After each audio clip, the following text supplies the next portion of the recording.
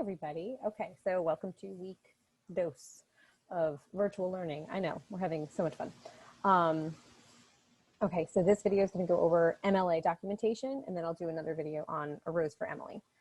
Okay, so here is the shenanigans. MLA is, we are currently in the 8th edition of MLA because why not change a whole book over like a period?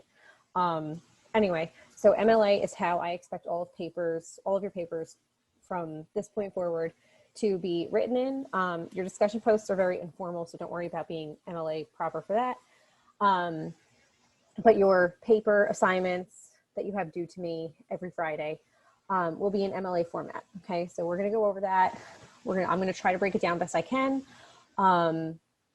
It is very dry stuff, but hopefully having this reference video will help you in the future if you need it. So let's go right here. Okay, now you can find all these documents they're either going to be in modules under week 2, or you can find them in files. Okay, they're also going to be attached to the email, so you have a few different places you can look for them. Okay, so the first thing is going to be kind of about quoting. So summarizing and paraphrasing, they are completely different things. Summarizing is if I ask you what a movie is about, you're going to tell me, you know, the plot points. Okay, paraphrasing is when you take somebody's thought or idea and turn them into your own words.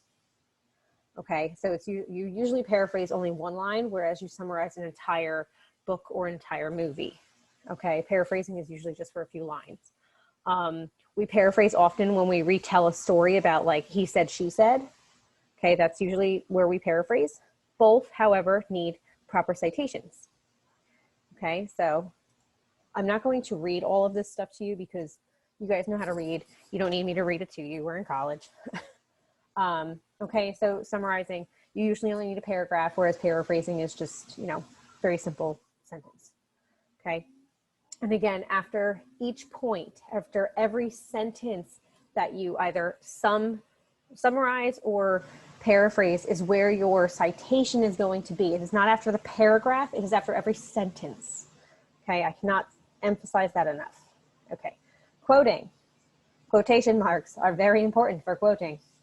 Okay, if you don't put them there, if you don't use the quotation marks, you are plagiarizing. That is plagiarizing, okay? I understand that it can be very easy to forget to put a quotation mark, but just keep in mind that without them, you are plagiarizing. Also, any punctuation will go inside of the quotation marks, okay?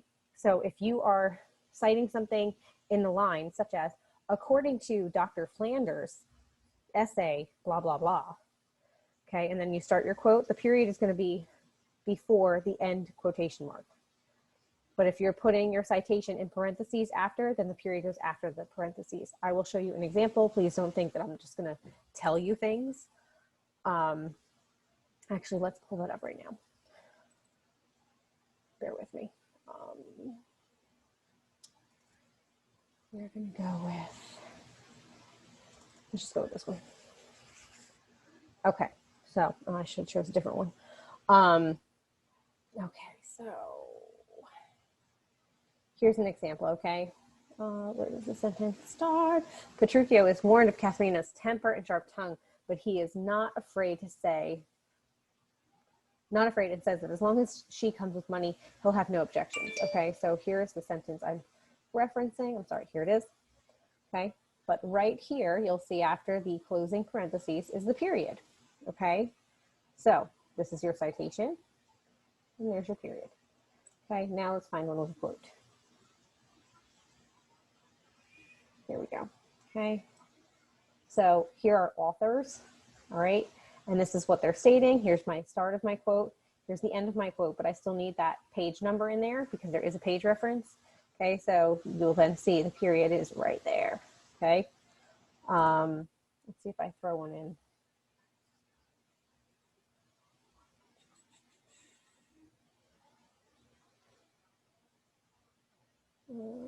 Sorry guys, I'm just trying to look. It's block quote. Okay. All right, I'm gonna leave it because I don't want to spend too much time looking at this, okay? All right, I gotta make sure you guys can still see this. Okay, so Quoting, it's when you are taking the author's exact words. You are not changing any words from the quote. You are taking it verbatim. Okay, you're throwing some quotes around it because it's a party and it wants to be hugged. And you're going to then put either the author and page number or just the author's last name. Okay, it will always be the last name of the author in the parentheses, never the first name. Okay, so inline citations. What do I mean by that? Quite simple enough. They're in line with the text. So it would be right here. Now this one, I messed this up. So we're going to change that real fast. Okay, so she spent this time composing nearly 1,100 poems. Biography is a citation. Okay, here's a citation also. McNaughton 204. Okay, author's last name, page number. And again, I don't know why that showed up there. Okay, those are your inline ones. So very simple. They're also called parenthetical citations. Okay, so you also can have an inline citation where you say according to the author's name and then put the quote and then you have the page number after. Okay, so let's see, you do not need page, P, PP, PG, nothing, none of that. Okay, you don't need a year. It is simply the author's last name and the page number. If there is no page number, then you're not putting a number. If there is no, I'm going to get to this after. If there is no author listed, then you will abbreviate, you will shorten the title of the work. Okay. All right. So some general hints. MLA format always will mean 12-point font. Okay. Size 12-point font, Times New Roman and double spaced. Cite everything. When in doubt, cite it. That is my biggest piece of advice. Okay. Any borrowed words, if it's not common knowledge, you are providing a citation.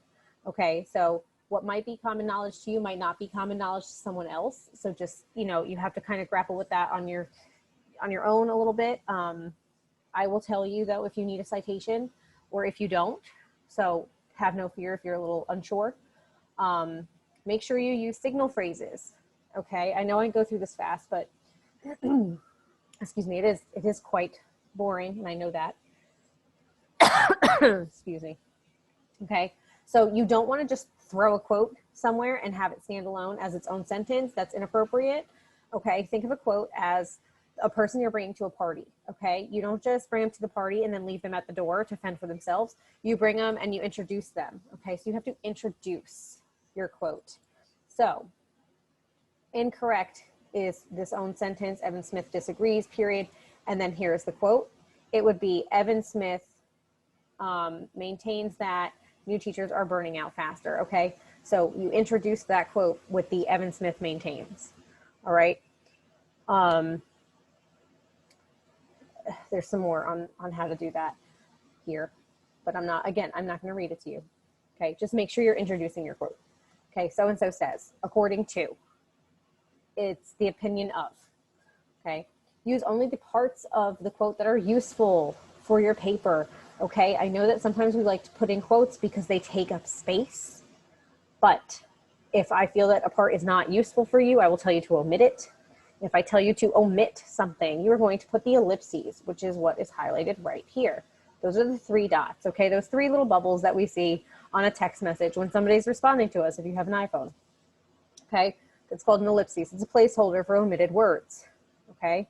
So you do not need them if it's like a simple word like the or on, okay? We can make that assumption, okay? But for something that has a greater chunk of words, like 2 or more, then yes, you're going to put these ellipses there to maintain that space, okay? The quote still has to stay true to its original meaning, okay? So you're not omitting words to fit a different opinion. You are omitting words so that that sentence still holds true to itself, okay? Now, with omitting and adding words to quotes to make them grammatically correct, you have to make sure that they are still in the same tense, okay?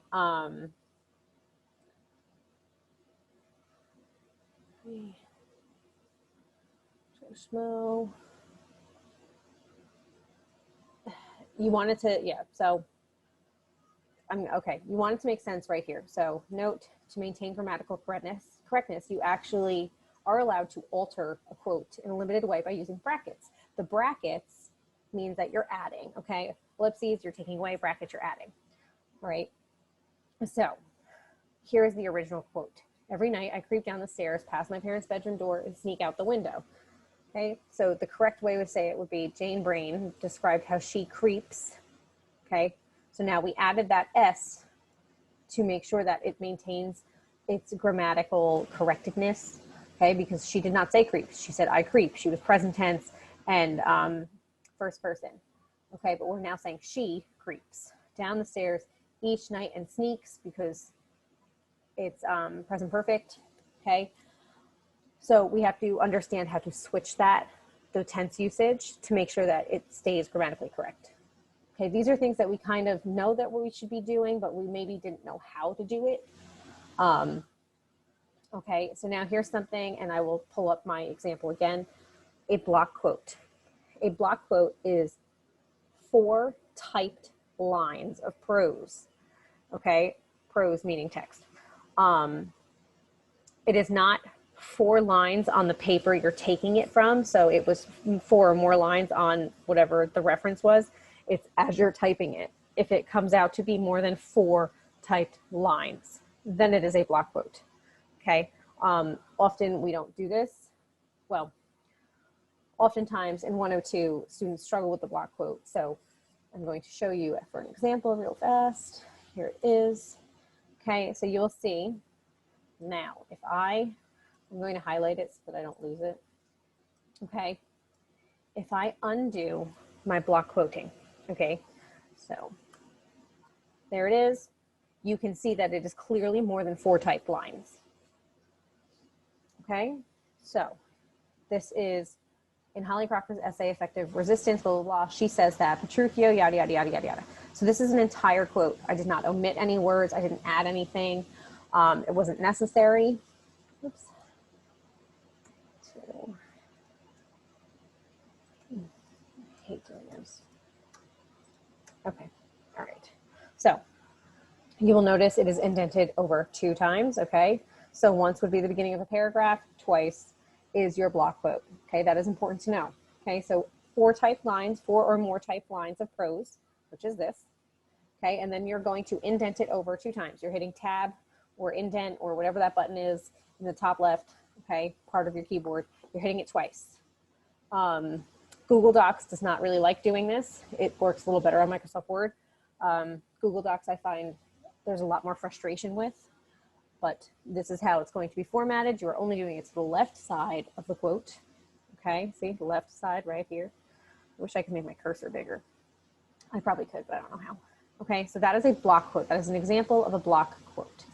All right, now I'll give you another example here, but it wasn't the best. So there it is, okay? Oh, I'm sorry, also with block quotes. When you have a block quote, you do not need quotation marks. You will notice that here, okay? There are no quotation marks.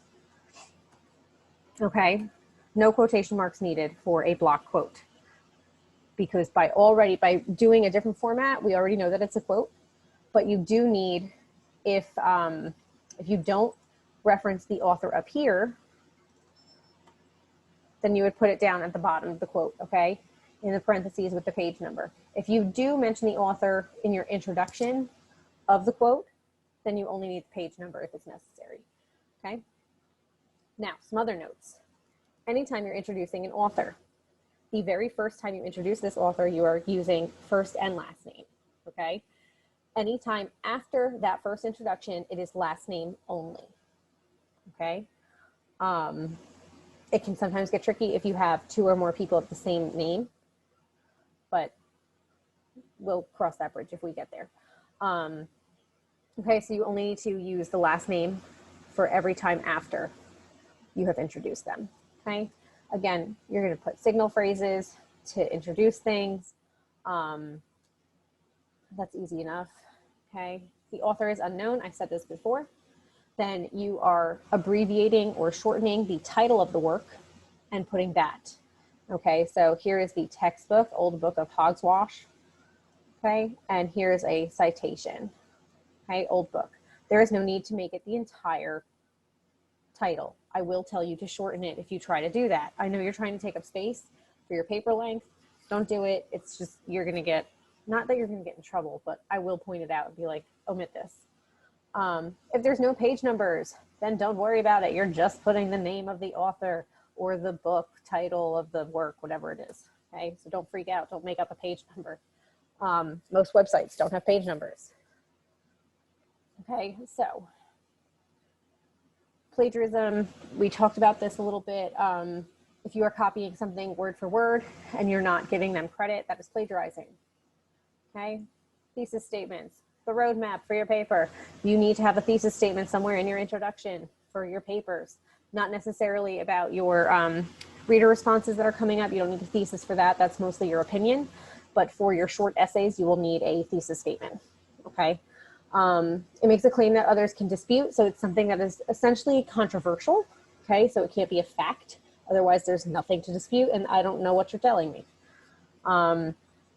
Okay. The next part of it, your first page should have a heading and a header. Your heading has your name, my name, the class assignment, and the date. Okay. That's in the left-hand side of the page. Okay, I'm going to go back to my example up here. Okay, this right here is my heading. Okay, you'll have a title. You'll notice there's no extra spaces here. Please do not put extra spaces. It is unnecessary and I will yell at you. Maybe not yell, but you know. Okay, so that is your heading. Then right here, you'll see it's grayed out, is my header. It can sometimes get confusing. Okay, your header is your last name and the page number. Microsoft Word makes it super easy, okay? You can go to insert, right? Is it insert? Yes, there it is. I do page number, don't do header, okay? Top of page, you'll choose the one because it's in the right, okay? And then when it clicks it, you then can put your cursor in front of the number and put your last name. And then it will be there for all of your subsequent pages. Easy enough, right? Google Docs, I believe you go to format and then header or page number. I'm not too great with Google Docs. I'm a little behind on times. Okay, so that is your heading and your header and a title and no extra spaces. Okay, let's go back to this. And here is an example of your works cited page. Works cited pages need to be in alphabetical order by the author's last name. Okay, you will notice though right here, there is no author, developments in the law. Okay, so if it said the developments, you would still go by the D, not by the T. All right. So you will also see that there is a funky indent. So that first line of your entry, of your works cited entry, stays flush up against that left-hand margin.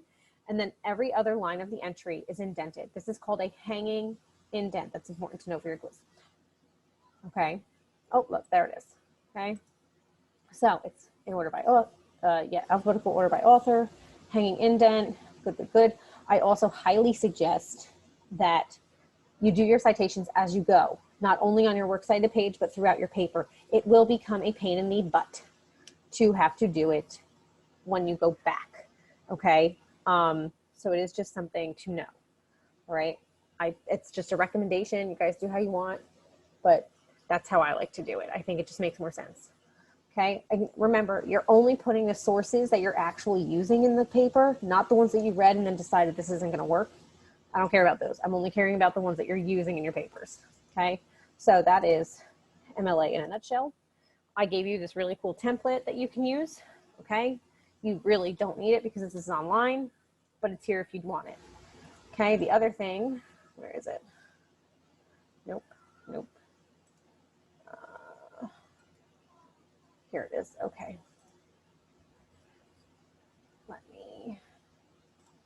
Here's your MLA packet. Now, if you complete this packet prior to your quiz, okay, and hand this in to me, by Thursday, I will give you extra credit points on your quiz. Okay. So you get points for doing this, and then you get extra credit points on your MLA quiz. The best thing I can say, I'm really shitty with technology. Sorry, I know I should be better because I'm younger, but I'm really just not. It's quite sad. My husband yells at me all the time. You are going to, you can either print it out and then take pictures of it and send that to the pictures in an email, or you can try to just write on a separate document, okay, like page 1, section 1, number 1, and so on and so forth, okay, and then just answer them. They do not need to be correct for you to get the extra credit, okay? I will post the answers on probably Saturday, so have no fear, okay? The MLA quiz opens at midnight, like 12:01 a.m. Friday morning, and closes at 11:59 that night. Okay, so you have essentially 24 hours to do the quiz. I will send a text reminder that the quiz is open, not at 12:01, but I will send a reminder. Okay, what else? What else? Also, since we're here, okay, this is going to be your best friend. It's called easybib.com. Very helpful when you're doing your citations. Create a citation. You will also want this to do that first section of the MLA packet. Okay, so you'll choose a website, a book, or a journal. There's also more options. Okay. And then if it's a book, you can type in the ISBN number. If it's a website, you can just copy and paste the URL link and it will do it for you, or you can do it manually, but this is your best friend. Okay. This will also help you when it comes time to do our annotated bibliographies. Okay. So I think I just want to briefly check my email real fast to make sure I did everything about MLA. Okay, yes. All right, stop share. Here we go. So that's everything for MLA citation. Again, I'm sorry that it's so boring, but it's a necessary evil to English class, okay? And your quiz is not that hard, I promise. It's multiple choice. You have 2 chances to take it. You have 2 attempts, and it will take the highest grade. Okay, so rest easy on that. I think that's it. I'm gonna let you guys go. And then you have your other video on A Rose for Emily, okay? Bye guys.